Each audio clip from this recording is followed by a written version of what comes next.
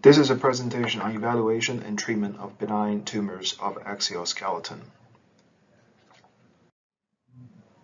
Primary vertebral tumors are rare compared to metastases.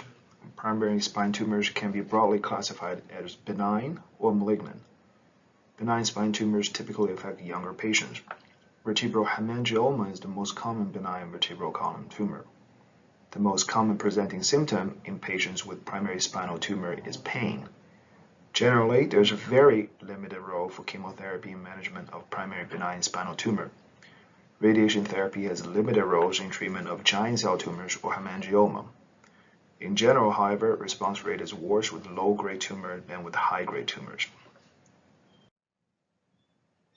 Young patients with protracted spinal pain that is worse at night, that occurs at rest, or that is associated with neurological deficits should receive evaluation for spinal tumors. CT and MRI are the tests of choice to detect the location of the lesion and determine the extent of the disease. Several primary spinal tumors have characteristics on CT and MRI. Bone scan is a nuclear medicine study that is useful to identify small lesions that are not well visualized on CT or MRI, such as osteoid osteoma. PET is also a nuclear medicine study that can provide both anatomical and functional information of a tumor. Angiography can be used in the diagnosis of a vascular lesion such as aneurysmal bone cyst or hemangioma. It can also be used as preoperative embolization to reduce intraoperative blood loss. In the evaluation of primary spinal tumor, an accurate diagnosis is essential. Sometimes a CT-guided biopsy is needed for a histopathological diagnosis. Below, we'll discuss diagnosis and management of primary spinal tumors by histology. Aneurysmal bone cysts, or ABCs, are cystic and osteolytic lesions that typically affect patients younger than 20. CT and MRIs are most useful for assessment of ABCs. They are expansile, osteolytic, and cystic lesions surrounded by thin layers of reactive cortical bone axial on CT.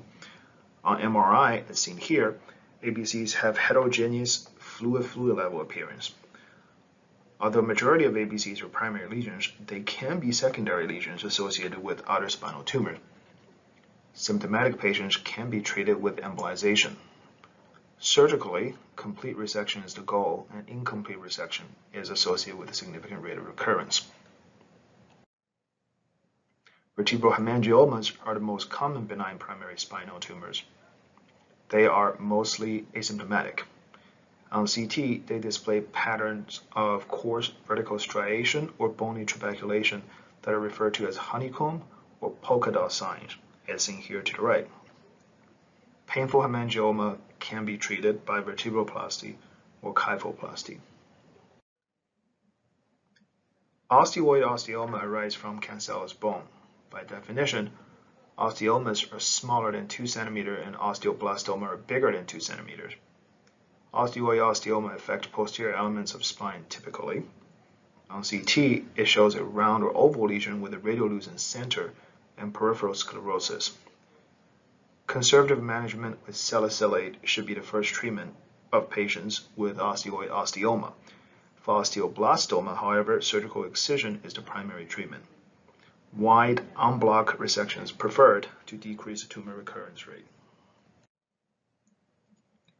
Enchondroma is a cartilaginous tumor.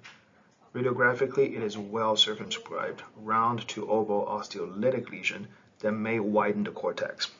On MRI, as seen here to the right, enchondromas are iso or hypointensity on T1 and hyperintensity on T2.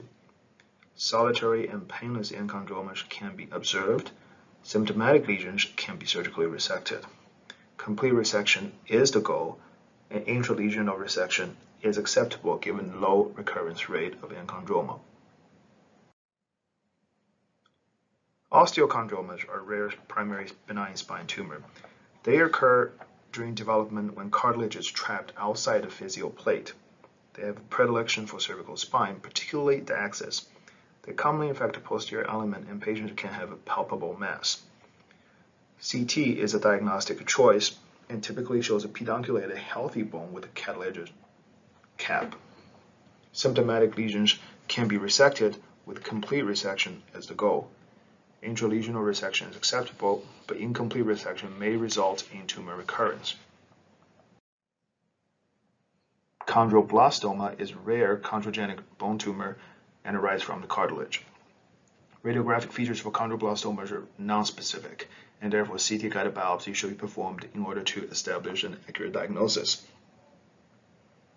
Chondroblastoma has a significant recurrence rate with incomplete resection, and therefore wide en bloc resection should be given serious consideration in chondroblastoma.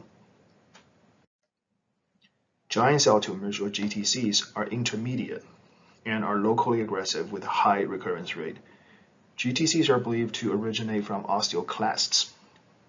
Radiographically, they are expansile with destruction of the vertebral bodies, as seen here. Sacrum is the most common site. Denosumab, a monoclonal antibody that targets RANKL, has been shown to be effective. It is now first-line treatment choice.